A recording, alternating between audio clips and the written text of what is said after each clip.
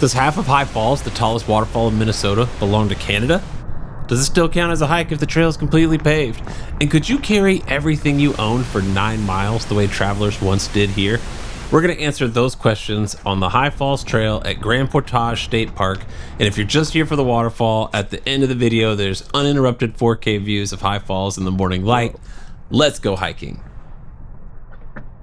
The trail is paved and easy, making one of Minnesota's best views accessible to everyone, including those with mobility challenges.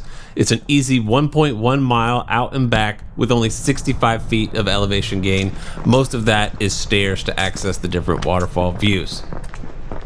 So, long before this place was called Minnesota, the Ojibwe knew it as Gichi Onigamiing, the great carrying place.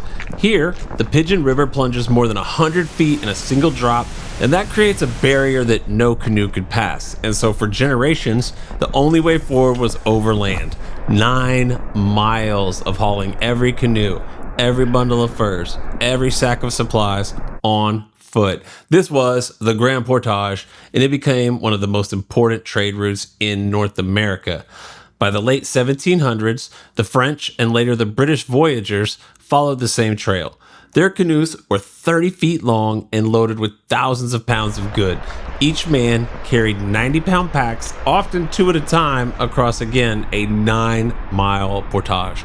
And it all began here at High Falls, where the roar of the river marked the start of the journey inland. Logging came later, and even then the falls were an obstacle. On the Canadian side, you can still find tracings of old log slides and flumes, reminders of how people tried to force timber past this sheer drop. Can you imagine, trying to send logs down this giant waterfall? For centuries, High Falls dictated how people moved through this landscape. So really, if you wanted to get around with any type of stuff, you had to deal with getting around High Falls. That's why they had the 9-mile Grand Portage.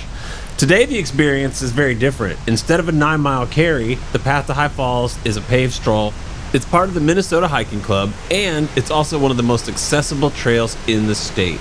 From the parking lot to the overlook, anyone, and even those with mobility challenges, can reach one of Minnesota's most dramatic views.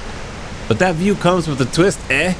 The Pigeon River forms the international boundary here, so half the waterfall belongs to Minnesota and the other half to Ontario. That's led to a friendly debate. Can Minnesota really claim this as its tallest waterfall when it's shared with Canada? Some say the Baptism River High Falls at Tettegouche deserves the title.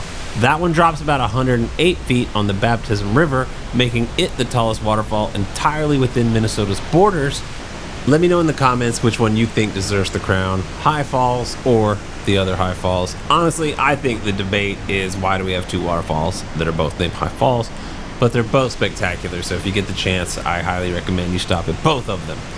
This land also carries a unique status. High Falls lies within the Grand Portage Indian Reservation, so the park exists only because the Grand Portage Band agreed to lease the land to Minnesota for $1 a year.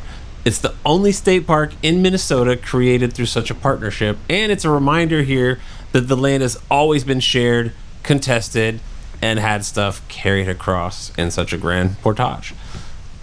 The paved trail offers several angles to see the falls, each one a little closer, each one a little bit louder, and while the walk is short and easy, the story it tells is heavy with the flow of history, the flow of native people, of voyageurs, of loggers, and now, well, tourists.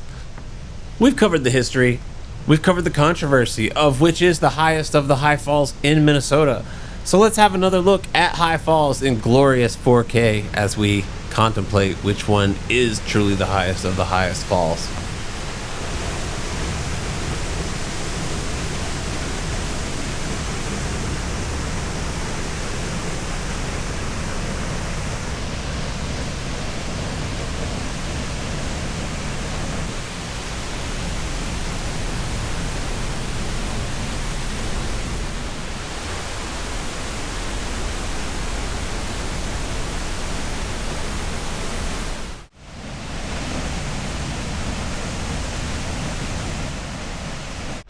I'm going to be going back real soon to do the Middle Falls Trail. We like to keep each of these hiking club videos only about the trail that the hiking club trail is, but there is an additional longer route to another waterfall, and I'll be showing that soon. These staircases that you pass on the way to the waterfall are trails down to the Pigeon River. If you wanted to do some fishing or if you just wanted to get some river shots, it's a great place to go. It was absolutely stunning with the sun rising and coming up over the water. The High Falls Trail is very simple, very short. It's easy to navigate. It would be almost impossible to get lost. I would say it gets pretty busy. There was a lot of people arriving after us. But yeah, for sure, Tsutsumi Woods approved and 100% worth seeing up there at the very tippy top of Minnesota. Thank you so much for watching. Let's keep the conversation going. Leave me a comment. Tell me what you think. Tell me about your experiences hiking. Don't forget to hit that like button and that subscribe button. And we'll see everyone out there hiking in the woods. Thanks a lot, y'all. Bye-bye.